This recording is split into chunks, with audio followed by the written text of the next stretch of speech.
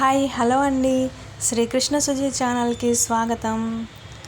ఫిబ్రవరి 12వ తారీఖు మాఘ పౌర్ణమి. మాఘమాసంలో మాఘ పౌర్ణమికి ఒక విశేషమైన స్నానం ఉంది. అలాగే ఈ మాఘ పౌర్ణమి రోజు సముద్ర స్నానం విశేషమైనది.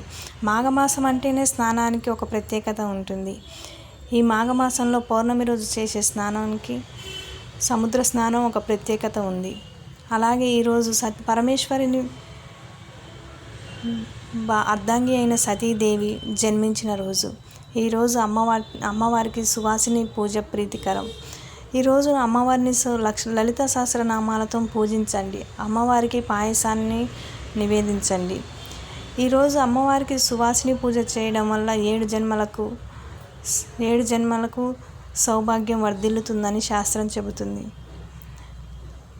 అలాగే ఈ మాఘమాసంలో నరసింహస్వామి కళ్యాణోత్సవాలు జరుగుతాయి. ఈ మాఘమాసంలో నరసింహస్వామి కళ్యాణోత్సవాలు వైశాఖ మాసం దాకా జరుగుతూనే ఉంటాయి. ఇదే మాఘమాసంలో రేపు ఫిబ్రవరి 26న మహాశివరాత్రి ఉంది. ఈ రోజున ఆ పరమేశ్వరునికి మనం భక్తితో జాగరణ ఉపవాసం చేస్తాము. ఆ పరమేశ్వరుని భక్తితో కొలుచుకుంటాము. పంచామృత అభిషేకాలు చేస్తాము. అలాగే స్వామివారికి జాగరణ ఉండి ఆ స్వామివారి కళ్యాణం కన్నుల విందుగా ఉంటుంది ఆ రోజున. అలాగే ఫ్రెండ్స్, మనం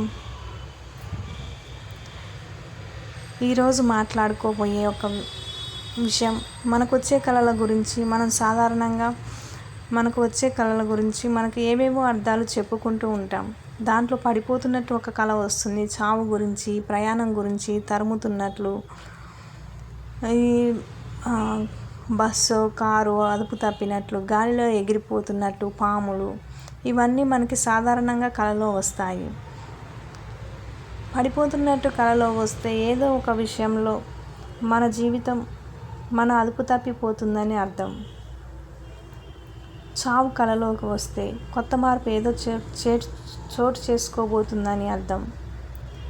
ప్రయాణం చేస్తున్నట్టు కళలోకి వస్తే ప్రస్తుతం ఉన్న పరిస్థితి పట్ల మీరు విసిగిపోయి ఉండి డిప్రెషన్లో ఉన్నారని అర్థం. మనం నడిపే బండ్లు స్టీరింగ్ వదిలేసినట్టు కానీ ఏదైనా ఉన్నప్పుడు జీవితాన్ని మీ అదుపులోకి తీసుకోమన్న హెచ్చరికే ఆ కళకు అర్థం. బస్సు రైలు మిస్ అయినట్టు కళలు వస్తూ ఉంటాయి. అలాగే పాములు కనిపిస్తూ ఉంటాయి సాధారణంగా. ఇది ఎక్కువ మందికి వచ్చే కళ. అణచివేత, మనకు డిప్రెషన్ లాంటి పరిస్థితులకి ఇది సంకేతం. కన్ఫ్యూజన్లో ఉన్నట్టు, నమ్మిన వ్యక్తి ఏదో మోసం చేసే అవకాశం ఉందని, పాము కాటు వేసినట్లు కల వస్తే ఏదో ముఖ్య విషయం మర్చిపోతున్నారని చెప్పడం. ఫ్రెండ్స్, నా ఛానల్ నచ్చినట్లయితే సబ్స్క్రైబ్ చేయండి. Thank you.